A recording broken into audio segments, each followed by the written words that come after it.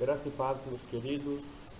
Hoje nós iremos falar sobre o Império Medo-Persa, um império que foi bem favorável para o povo de Judá, para o retorno deste povo, para o restabelecimento e a ordem e o culto do povo de Judá, do povo de Deus, novamente.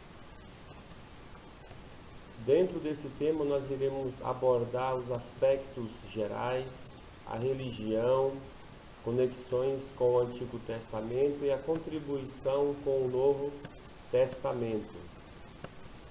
Nós iremos já iniciar aqui falando sobre a Média e a Pérsia. A Média localizava-se no planalto do Irã, ao leste da Mesopotâmia. Os medos eram descendentes dos iranianos. Ciaxiares foi o fundador da primeira dinastia dos Medos em 603, que auxiliou Nabopolassar ali em Nínive. Seu sucessor foi o seu filho Astiages, um personagem também muito importante aí na dinastia e na organização desse império. Já a Pérsia situava-se a oeste do Golfo Pérsico, ao sul da Babilônia e da Média. Quando Ciaxiares fundou a sua dinastia, a Pérsia era apenas uma de sua humilde colônia. Cambises da Pérsia casou-se com a filha de Arsaces com a intenção de unir os territórios e o poder, mas não aconteceu como foi esperado e como foi combinado aí. Aí os irmãos têm o mapa para os irmãos terem uma noção da dimensão do Império Medo-Persa, o império que se expandiu de uma forma muito grande. Apesar de muitos conflitos internos, isto enfraqueceu muito este império, mas foi um império de suma importância para o restabelecimento do povo de Deus, para o retorno do povo de Deus. Um personagem muito importante deste império foi o Ciro.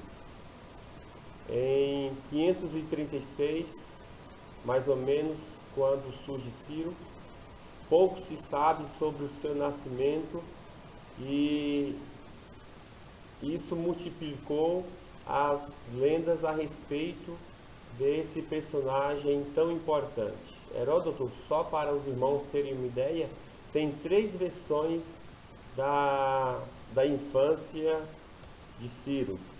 Rodrigues diz que ele nasceu em 590 a.C., no tempo em que Zedequias rebelava contra a Babilônia.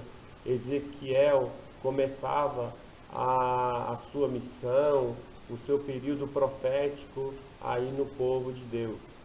Alguns historiadores acreditam que Ciro foi filho de Cambises, fundador da Pérsia, como nós vamos ver também um pouco mais para frente aí. Nós vamos explorar bastante essa ideia dos historiadores, informando que Ciro foi filho de Cambises. Havia uma pequena rivalidade entre a Média e a Pérsia. A Pérsia pagava tributo à Média. A Pérsia procurou sanar esse problema através do casamento, mas, como eu falei anteriormente aí, foi frustrado, né? Não deu certo a Pérsia ter tentado conseguir sanar esse problema entre esses dois povos. Ciro lança-se à luta por seu direito, torna-se um grande guerreiro e libertador. Numa inscrição de Nabonido, relata Ciro tomando a Média, que estava dominada pelos hunos nesta época. Também conquistou a Lídia, região riquíssima em produtos de muito ouro, preciosos, metais.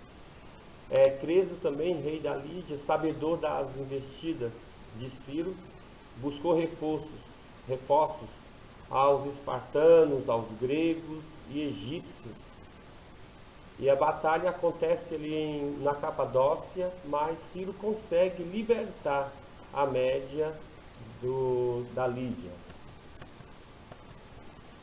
Aí nós vemos a queda da Babilônia. Deus prediz alguns feitos de Ciro.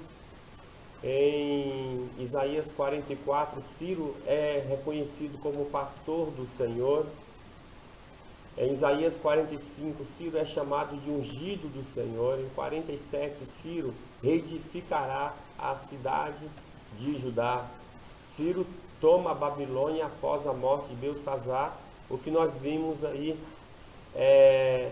em Daniel 5, sobre aquele episódio de Belsassar, que usa os utensílios do templo, profanando ali as coisas sagradas do Senhor. E nesse período, após a morte de Belsassar, a Babilônia, o Império Babilônico começa a se desfazer, se desfinhar. E aí tem o início aí do Império Medo-Persa. E também nesse período começa a encerrar o cativeiro dos judeus. Ascensão de Ciro, cumprimento da vontade de Deus, pois ele seria uma pessoa que traria a libertação de Judá. Também ele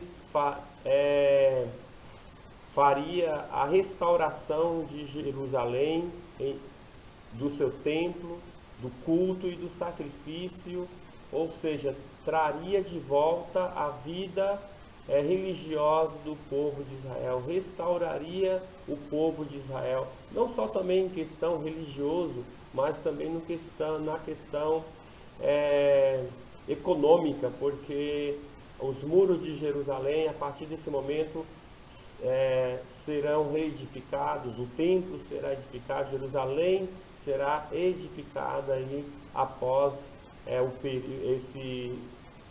o governo de Ciro, após o Império Medo-Persa. Aí nós temos uma imagem de Cambyses II, 529. Ele toma o Egito, cujo rei era Psamético. Toma também a Etiópia. Não só atacou Cartago, porque foi persuadido pelos fenícios. Então os fenícios resistem aos ataques de Cambyses II, mas ao voltar dessas guerras, ao voltar dessas batalhas, ele achou uma rebelião no Egito, e ele aproveita esse momento, mata o rei do Egito e deixa o Egito totalmente em ruínas. Porém, aconteceu algo muito triste para Cambyses nessas viagens, nessas guerras que ele travou contra outros povos. Quando ele retorna para a sua pátria, o seu trono havia sido usurpado por Gomatis, que fingiu ser o irmão dele, o irmão do rei ali dessa terra, e apoderou do trono do Medo-Persa, desse império. E ele, desiludido com o que havia acontecido, ele se suicidou. As guerras naquela época demoravam anos, então os reis que saíam para as guerras ficavam muito tempo longe da sua casa, longe do palácio, deixando assim vulnerável o trono para que outros usurpassem. E foi o que aconteceu com Cambyses aí nesta época. Conquistou algumas terras, mas acabou perdendo o seu lugar, acabou perdendo o trono deste grande império. Após alguns meses de governo de Gomatis, Dário sobe ao trono. E aí nós vamos ter uma listagem de vários Dários subindo ao trono deste império. E nós temos o primeiro Dário, 525, com uma energia e uma coragem muito grande, uma dedicação e um gênio bélico também, que trouxe por um tempo uma paz muito grande para o império. Ele conquistou a Europa, tornou a Trácia, Macedônia e chegou até a Grécia. Não chegou ainda a ter este momento de possuir a Grécia, mas ele já está se alastrando, chegou ali, está por ali conquistando as terras ao redor ali da Grécia. A Grécia, ela ainda resiste a alguns ataques aí do mesmo persa. Aos poucos tomou Mileto, Chipre, outras cidades da Ásia Menor. Atenas acabou auxiliando nesses trâmites aí, nessas guerras, nessas batalhas. Quando tudo estava preparado para atacar a Grécia, aí acontece que Dário acaba morrendo, né? Ele não chega a invadir, não chega a tomar a Grécia e antes disso ele morre. Xerxes, em 486, conhecido como Assuero, ganha de Leônidas em Termópilas e arrasa Atenas. Perde em Salamina e em outros lugares para os gregos, os quais retoma a sua liberdade. Os gregos aí nesta época também estavam bastante forte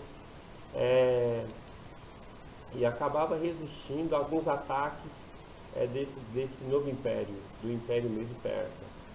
Artaxerxes, filho de Xerxes, homem de extrema bondade e que sempre procurou a paz também, comissionou Esdra para que retornasse a Jerusalém. Foi Artaxerxes que começou dessa liberdade para o povo de Israel voltar também a reconstruir as terras.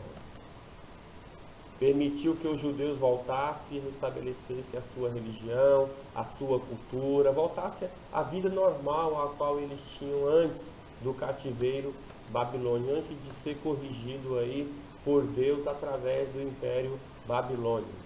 Dário II, o persa, foi o Dário da época de Neemias.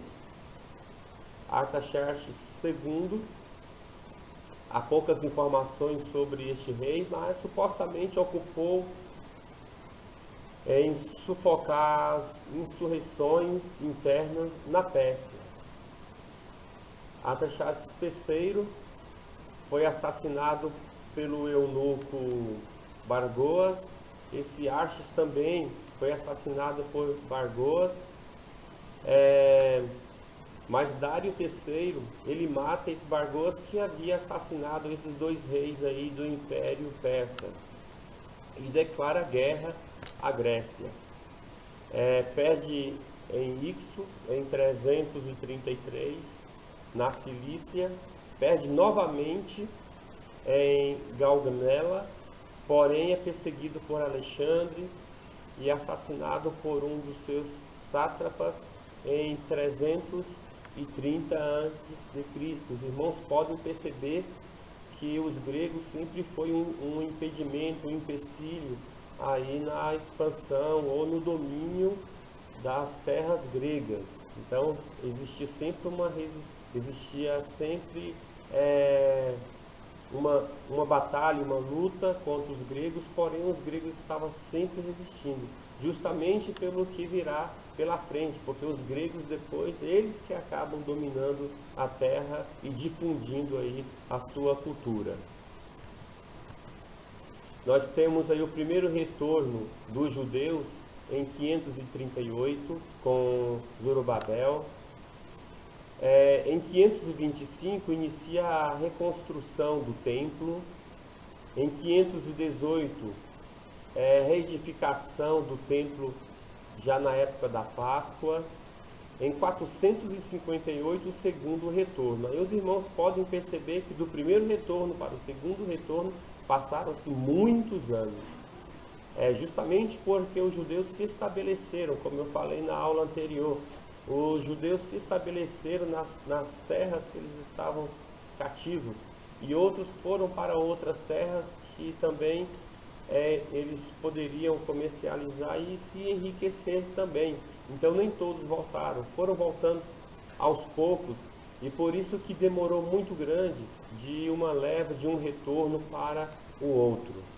O terceiro retorno se deu em 444 antes de Cristo. Aí na época de Neemias, nós vamos ver, se os irmãos pegarem o livro de Neemias, os irmãos vão ver Neemias reconstruindo os muros de Jerusalém, e justamente isso já fazia muito tempo do primeiro retorno para esse terceiro retorno aí. Os irmãos podem perceber que tem aí quase, né, bastante tempo, de 38 para 44, quase 100 anos aí de uma diferença do que os judeus estão retornando para a sua terra.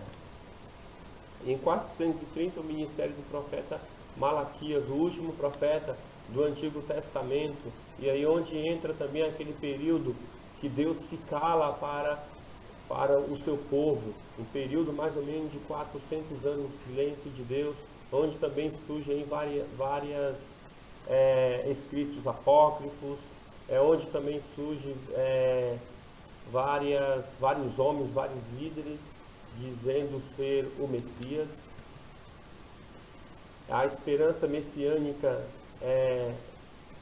nasce novamente no coração do povo do povo judeu, no povo de Deus, justamente porque eles estavam precisando de um líder, eles estavam precisando de um libertador, porque eles estavam sendo de uma certa forma oprimidos também por esses povos que estavam governando a terra.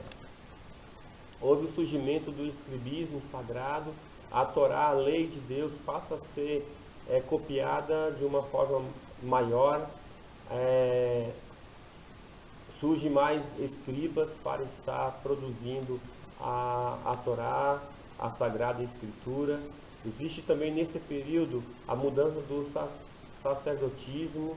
Os sacerdotes, eles adquirem outras funções religiosas, outras funções sem ser somente a religiosa, mas também a política.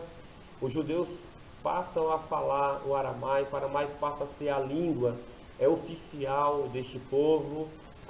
O povo acaba deixando de falar o hebraico, tanto que quando Neemias, quando Esdras vai ler a lei perante o povo tem dificuldade na compreensão da lei, justamente porque eles já não entendiam, já não falavam mais o hebraico, muitos já não entendiam mais o hebraico quando lia-se a lei. Então Esdras tinha que explicar para eles em aramaico, para que eles entendessem o que estava sendo lido e o que estava sendo ensinado a respeito da palavra de Deus. As contribuições para o Novo Testamento foi a reconstrução e a reedificação do templo. Ageu aí ele chega a profetizar dizendo que a glória da segunda casa é maior que a primeira casa, né? E aí os profetas começam a exortar o povo a não desistir, para que eles permaneçam em Jerusalém, para que eles permaneçam na obra do Senhor, para que eles permaneçam edificando a cidade, edificando o templo, reconstruindo os muros, porque os muros daria uma certa segurança, uma proteção para a cidade, aumentaria o comércio também para a cidade, porque até naquele momento, um pouco antes, a única cidade naquela região que era murada, que dava uma certa segurança e até mesmo uma questão econômica de comercialização, era Samaria. E agora nós temos aí Jerusalém também sendo construído, os muros de Jerusalém sendo construídos, e por este motivo traria uma prosperidade para a cidade de Jerusalém, para o povo de Jerusalém. Houve o estabelecimento do culto público, houve a diáspora, como eu falei na outra aula, foi um fenômeno muito importante, com a finalidade muito importante, porque Deus ele passa a ser conhecido nos outros povos por conta desta diáspora que aconteceu aí após o cativeiro babilônico. Houve a destruição da idolatria, foram curados deste mal os judeus, eles já não estavam praticando uma idolatria, já não adoravam mais os outros deuses, um sistema politeísta já não estava entrando mais na vida do povo de Deus, eles já estavam ali curados, sarados deste mal. E houve o reflorescimento do exclusivismo judaico. Então eles começaram a entender que eles eram o povo escolhido de Deus para proclamar um Deus vivo, um único Deus, para mostrar para as outras nações que existe um único Deus, criador de todas as coisas, soberano. Então eles estavam entendendo agora que eles eram um povo exclusivo de Deus para levar a mensagem do Evangelho. E o cisma que passou a existir entre os samaritanos e os judeus, atribui-se 3 causas para esse cisma. Primeiro, a rivalidade comercial, porque até então naquela região, como eu falei, o comércio girava em torno de Samaria, por Samaria ser uma cidade segura, uma cidade que existia uma muralha. Então o povo que passava, os viajantes, tinha uma certa segurança em entrar na cidade para comercializar, para descansar também. Uma outra causa foi o preconceito racial, como no Império Assírio. Os assírios, eles tinham uma forma de governar os outros povos, dizimando totalmente a cultura, misturando os povos com os outros povos.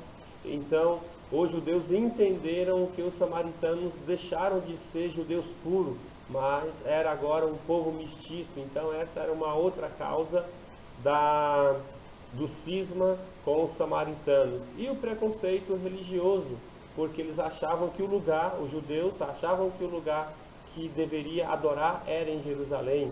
E após a divisão do povo de Judá e do povo de Israel, Samaria passou o lugar de Israel a adorar a Deus.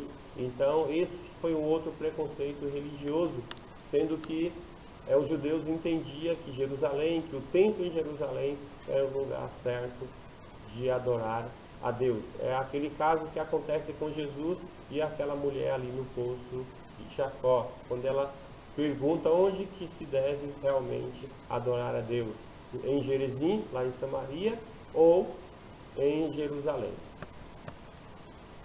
Aí nós temos um cilindro que conta a história de Ciro. A história de Ciro é uma história muito interessante. Ciro é essa personagem tão importante para o povo de Israel, o qual deu a liberdade para o povo de Israel se estabelecer a sua vida novamente, reconstruir a sua vida, a sua cultura. A história de Ciro é interessante porque se Achares, ele morre e quem reina em seu lugar é Astíages. Astíages tem uma filha chamada Madani. E a Madani, Astíages, ele sonha que ela urinava e que ela urinava de uma forma tão intensa, de uma forma tão abundante, que invadia toda a capital do reino e também toda a Ásia. E aí ele traz os magos para interpretar este sonho, e esse sonho dá uma interpretação de que algo que viria de Madani reinaria sobre toda a terra, sobre a capital, sobre a Ásia, ou seja, sobre o império. E por esse motivo ele fica com receio de desposar a sua filha. Mas enfim, ele acaba desposando para um persa chamado Cambises. Eles se casam, e no primeiro ano de casamento também, como a dama Astíages teve outro sonho, que do seio aí dela saía uma videira que cobria toda a Ásia. E por ele já ficar com o seu coração receioso, ele traz Madani para próximo de si, para assegurar o seu reinado, até mesmo preocupado já com o seu reinado e com a intenção de matar a criança que ela teria. Logo que Ciro nasce desse casamento, Artias mandou chamar Árpago, uma pessoa de confiança, para tramar contra esta criança, para levar esta criança a perecer em algum lugar e ser enterrada em um lugar distante dali. Árpago volta para casa com essa criança enfeitada para a morte, mas com o coração receoso, com lágrimas nos olhos, revelou à sua esposa as odiosas ordens de Astiages. Na verdade, Árpago não estava com coragem para executar as ordens de Astiages, achou isso muito mal da sua parte. E para a segurança dele, ele achou que esse feito não deveria ser realizado através da vida dele, mas através de uma outra pessoa que estava mais ligado a Astiages. E enviou um recado então para um boiadeiro chamado Mítrades, cuja mulher era chamada Esparta, ou seja, cadela, né, na linguagem deles aí. Quando ele chega, disse-lhe Árpago: Astiages ordena que tomes esta criança e as ponhas num lugar mais deserto dos montes, a fim de que venha a perecer. Mitrídates tornou o recém-nascido e seguiu para casa. Enquanto tinha vindo à cidade, sua mulher, que se encontrava em adiantado estado de gravidez, deu à luz. E eles acabam não matando a criança, não levando a criança para esse sacrifício, porque o filho de Mitrídates havia morrido ali no parto, e aí ele acaba levando o filho dele que havia morrido para o deserto, para aquelas montanhas, e criando o Ciro no lugar da sua criança como se fosse o seu filho.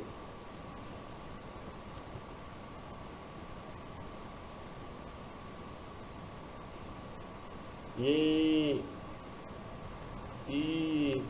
com o tempo, Ciro, quando contava com 10 anos de idade, a criança teve uma aventura que revelou a sua verdadeira identidade. Um certo dia eles estavam brincando na rua com seus colegas, e Ciro, pelos seus colegas, ele foi ordenado, ele foi constituído como rei entre eles. Ciro deu ordem a todos eles que construíssem um palácio, outros nomeou guardas, vigias e mensageiros. A cada um Ciro dava uma determinada função, uma determinada ordem, para aquilo a qual os próprios coleguinhas, os próprios amigos de Ciro haviam o denominado, haviam o elegido ali entre eles. O filho de Artembares, homem importante entre os medos, brincava no grupo. Tendo se recusado a cumprir a ordem do rei Ciro, aí como criança, Ciro ordena que os outros que o segurasse e aplicasse um castigo corporal. Aí essa criança, que era filho de Artembares, uma pessoa importante, sentiu-se ofendido, pois era de uma linhagem importante no reinado. O menino foi à cidade apresentar queixa contra o pai de Ciro. Cheio de indignação, Artembares levou a queixa até o rei Astiages. Astiages de Ciro toma, como sendo de ordem humilde, tiveste a audácia de tratar desta maneira tão indigna um filho de um dos grandes da linhagem aí das coxas. Foi isso que Ciro falou para aquele pai. Porém, Ciro, ainda criança, ele faz um pronunciamento que chama a atenção de Astiages. E ele diz o seguinte: assim o fiz, Senhor, por um motivo justo. As crianças da aldeia, entre as quais ele se encontrava, me designaram rei, por eu lhe parecer mais digno. Todos executaram as minhas ordens, menos ele, por isso castiguei. Se este procedimento merece castigo, estou pronto a sofrer. E Astiages, impressionado com a resposta de Ciro, disse a Artembares: tua queixa não tem, como vês, nenhum fundamento. Mas com isso aí, ele ficou impressionado com as palavras, com a fisionomia dessa criança de Ciro, de maneira como a maneira como ele falou, começou a fazer uma comparação da idade dessa criança e com o tempo que ele havia retirado essa criança de sua mãe. E aí ele vai e pergunta para Mitrídates quem realmente era aquela criança. E aí Mitrídates, ele acaba confessando toda a verdade. E ao invés de Astiages castigar Mitrídates, ele acaba castigando Árpago, que não teve coragem de executar as suas ordens.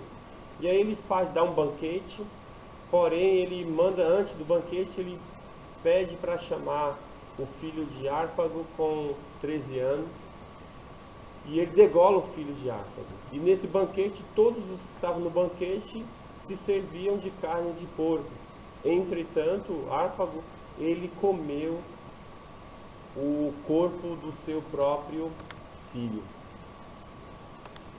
E o rei, tendo se vingado de Árpago, mandou chamar os magos e perguntar sobre Ciro. E aí os magos explicaram e tranquilizaram, dizendo que não tinha mais o que temer, que estava tudo tranquilo, que as coisas estavam normais e que Ciro estava ali vivendo com Mitrídates. Mas com tudo isso, com essa revelação, Astiages, ele envia Ciro para a Pérsia, onde Cambyses e sua mãe Mandane viviam, né? E os quais receberam com muito carinho, pois eles já tinham tido Ciro como morto. E chegando à idade viril, Ciro tornou-se um rapaz, um homem muito dócil e ao mesmo tempo muito valente. E o Ciro, ele acaba unindo-se com Árpago, que desejava ardentemente essa vingança contra Astiages, e uniu força com Ciro, comandando uma revolta dos persas. E muito inconformado com o domínio dos medos, derrotou Astiages e assumiu o trono em seu lugar. E aí se cumpre os dois sonhos que Astiages havia sonhado anteriormente, antes mesmo de Mandane se casar e depois no primeiro ano ali de casamento dela. Então, de Mandane realmente surgiu alguém que veio a dominar as terras, o império. E aí nós temos o declínio então do Medo Persa. Xerxes reinou 45 anos, depois Ovidário Nocos, que assumiu o seu lugar. Nesse período os gregos já estavam se mobilizando, porém nós vemos aí dentro desse conteúdo que os gregos sempre foi uma pedra no sapato dos medos persas. Eles nunca conseguiram realmente ter o domínio dos medos efetivamente.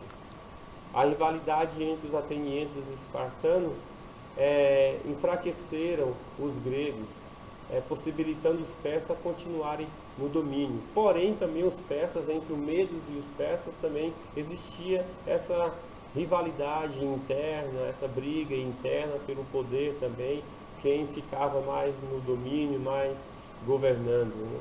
A mesma coisa com os gregos aí. O que Jesus também depois ensinou ali aos seus discípulos, que um reino dividido não subsiste. E realmente, um reino dividido, ele acaba se dizimando, acaba se desfinhando. Ciro atentou contra a vida do seu irmão Artaxerxes II durante a coroação, mas falhou e foge para uma satrapia na Ásia Menor. Ciro comanda 10.000 gregos contra o seu irmão, mas nessa batalha aí, em 387 a.C., ele acaba morrendo. O Egito foi subjugado, Sidom destruída pelos persas também em 340. Após a queda de Sidom, surge um rei muito poderoso na Macedônia, que é Filipe. Presta atenção nessa figura, Filipe, porque foi um protagonista que deu início ao Império Grego. Apesar dos esforços persas, Filipe se fortalecia e ganhava terreno, e em pouco tempo já dominava o ocidental, aquela parte ali da Macedônia. Em 336, Dário Clodomano presenciou a destruição do seu povo. Com Filipe, os macedônios cresceram e se fortaleceram. Então ele foi um homem que realmente deu início aí ao fortalecimento dos gregos nesta época. E aí nós temos as contribuições deste império. Então, com este império, o povo pôde novamente retomar para a sua terra, pôde estabelecer a sua vida espiritual, a sua vida com Deus. Foi reconstruído aí o templo, foi reconstruído os muros de Jerusalém, a cidade foi fortificada novamente, e o povo pôde novamente reestruturar, restabelecer o culto a Deus, o culto público. Eles tiveram a liberdade novamente de se reunir para cultuar a Deus, para ouvir a palavra de Deus, para ler juntos a palavra de Deus, sem mais nenhuma opressão. E aí nós vemos que o povo já estava sarado também da idolatria, como eu falei na aula passada. O povo agora sarado, eles já não, mesmo estando em terra estranha, mesmo estando em outros lugares fora de Jerusalém, eles já não se contaminavam mais com outros deuses. Então eles agora estavam com o coração voltado totalmente para Deus. Eles agora reconheciam e eles reconheceram e passaram a reconhecer que existe somente um único Deus, que é digno de ser adorado e digno de ser exaltado. Mas na próxima aula nós iremos ver aí que está surgindo um novo povo. Os gregos estão se levantando. Foi ali um caos nas conquistas, nas batalhas dos Medo-Persas. Fica para a próxima. Que Deus abençoe a vida dos irmãos, no nome de Jesus.